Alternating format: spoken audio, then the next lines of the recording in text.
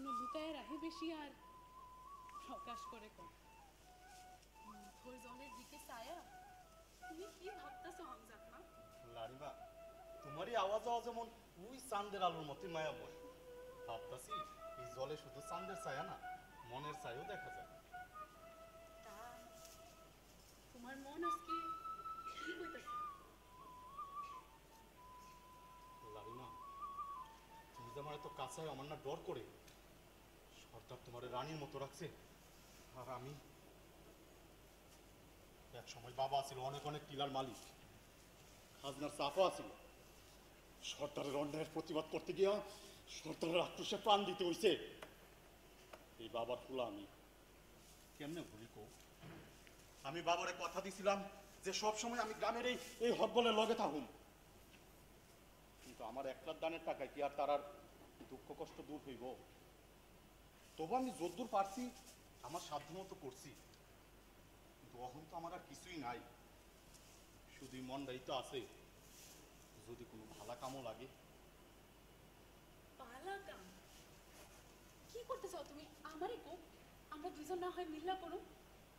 ওই যে সর্দার, তার শালা থাইলা ফুড়ে যা খুশি করণের অধিকার দিয়ে রাখছে, আর তার সুযোগ পায় কি অত্যাচারটাই না চালাইতেছে। তোমার টিকা বালাইটা কেডা জানে? তুমি তো ডরায়ও না। থাইলা ফু যখন তখন আমার পেছনে লাগে ঠিকই, কিন্তু জোর কইরা তো আর আমারে ভোগ করতে পারতো না। তাছাড়া এই গ্রামের একটা নিয়ম আছে, এই নিয়ম ভাঙার সাহস থাইলা ফ্লুরে কোনো আছে না।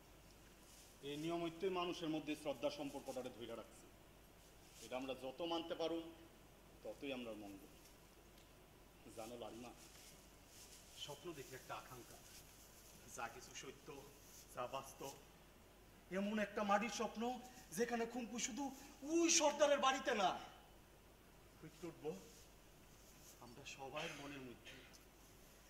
সুন্দর স্বপ্ন, কিন্তু বাস্তবের মাটিতে যে স্বপ্ন খুব তাড়াতাড়ি মলিন হয়ে যায়। কেরে, আমরা যদি স্বপ্নের সাদরে লালন করি, আমরা যদি সাহস করে আমরা চারদিকের বেড়াটিরা ভাঙতে পারি, তাহলে স্বপ্ন কেমনে মলিন হইব গো?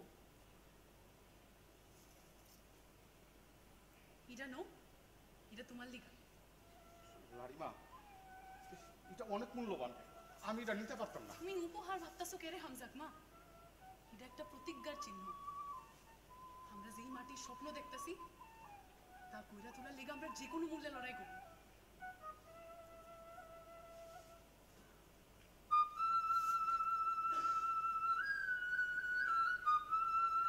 ঠিক আছে, তাহলে আমি এটা গলায় পইরা নিলাম, একটা স্মৃতি চিহ্ন হিসাবে মনে রাখার লাগে যে অন্ধকারের মধ্যেও ঘুম পেয়ে ফুটতে ওঠার পথ খুঁজ জানে।